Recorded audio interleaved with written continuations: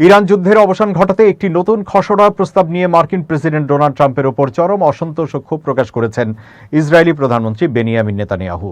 নতুন করে ইরানে মার্কিন হামলা না চালানোর সিদ্ধান্তের কারণেই মূলত দুই নেতার মধ্যে এক উত্তপ্ত ফোনালাপ অনুষ্ঠিত হয়।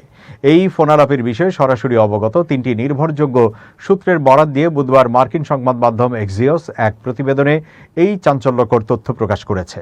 ফোনালাপ সম্পর্কে একজন মার্কিন কর্মকর্তা জানান, ট্রাম্পের সাথে কথা বলার পর ইসরায়েলি প্রধানমন্ত্রী নেতানিয়াহু আক্ষরিক অর্থেই ক্ষোভে ফুঁসছিলেন। এর আগে ট্রাম্প জানিয়েছিলেন, উপসাগরীয় দেশগুলোর নেতারা ওয়াশিংটনকে কূটনৈতিক সমাধানের জন্য আরও সময় দেওয়ারও অনুরোধ করেছেন।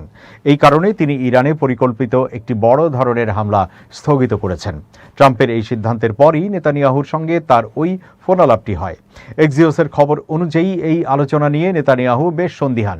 তিনি চান যুদ্ধ আবার শুরু হোক, যাতে ইরানের সামরিক সক্ষমতার আরও ক্ষতি করা যায় এবং গুরুত্বপূর্ণ অবকাঠামো গুঁড়িয়ে দিয়ে দেশটিকে দুর্বল করা যায়। এদিকে বুধবার ট্রাম্প সাংবাদিকদের বলেন, হয় চুক্তি হবে, না হয় আমরা বেশ কিছু কড়া পদক্ষেপ নিতে যাচ্ছি।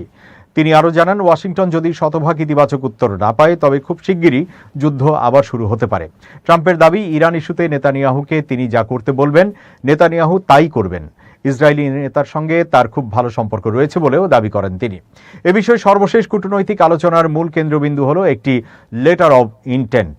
এটিতে যুক্তরাষ্ট্র ইরান সই করলে আনুষ্ঠানিকভাবে যুদ্ধের অবসান ঘটবে।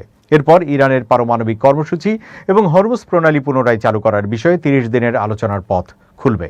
তেহরান ইতিমধ্যে নিশ্চিত করেছে যে তারা একটি হালনাগাদ প্রস্তাব পর্যালোচনা করছে। তবে ইরানের পররাষ্ট্র মন্ত্রণালয় জানিয়েছে, ওয়াশিংটন এর আগে যে 14 দফার প্রস্তাবটি প্রত্যাখ্যান করেছিল তার উপর ভিত্তি করেই আলোচনা চলছে। চলতি সপ্তাহের ইরানের প্রেসিডেন্ট মাসুদ পেজিশকিয়ান বলেন, আলোচনা মানেই আত্মসমর্পণ নয়। তিনি জোর দিয়ে বলেন, তেহরান জনগণ ও দেশের আইনি অধিকার থেকে পিছু হটবে না।